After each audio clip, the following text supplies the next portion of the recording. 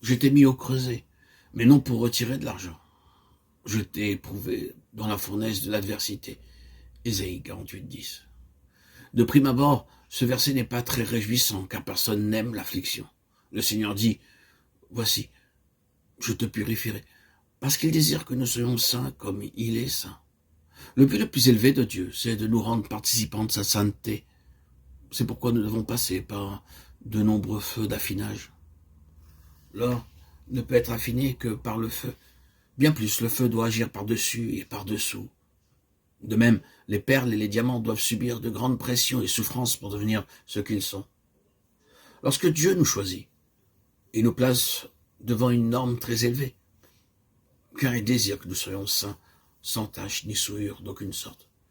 Il désire que nous soyons bien plus glorieux que les anges.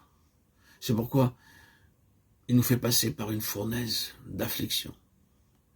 C'est ainsi que Dieu nous prépare pour notre haute vocation. Dieu utilise différents moyens à différentes périodes pour nous affiner. Mais nous devons tous être affinés selon la méthode seule de Dieu. Alors seulement, nous pouvons atteindre la norme de la sainteté de Dieu. C'est par les afflictions que Paul devint un vase puissant.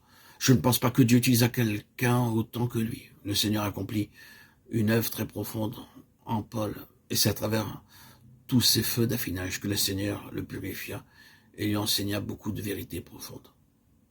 D'abord, le Seigneur l'emmena au désert, et au travers de toutes ces choses, Dieu put déverser en lui des révélations et des mystères divins. Il a rendu ma bouche semblable à un glaive tranchant. Il m'a couvert de l'ombre de sa main, il a fait de moi une flèche aiguë, il m'a caché dans son carquois, et il m'a dit, tu es mon serviteur Israël, en qui je me glorifierai. Ésaïe 49, 2 et 3. Le Seigneur nous a appelés, vous et moi, dès le sein de notre mère, et c'est lui qui nous a choisis. Jérémie 1, 5, Galates 1, 15. Peu importe que nous soyons nés dans une famille riche ou pauvre, en tant qu'enfants de Dieu, nous sommes choisis avant notre naissance. Son plan est un plan parfait. Dieu désire que nous soyons ses serviteurs. Ces paroles ne s'adressent pas aux prédicateurs seulement, mais à tout croyant. Tout homme ou toute femme devrait être serviteur de Dieu, car nous avons été choisis pour accomplir quelque chose pour lui. Chacun de nous, nous pouvons être utilisés pour apporter la parole de Dieu.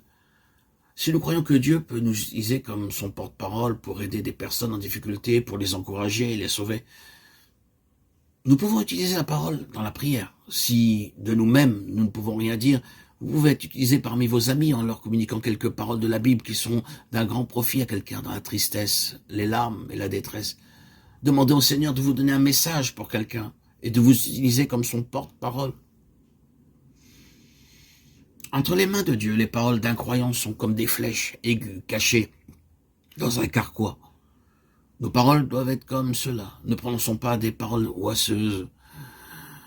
Lorsque nous allons de lieu en lieu, nous devons communiquer les paroles de Dieu comme témoignage.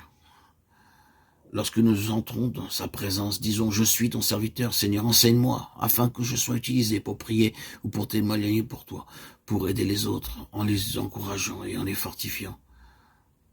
Ne prononcez pas de paroles oiseuses.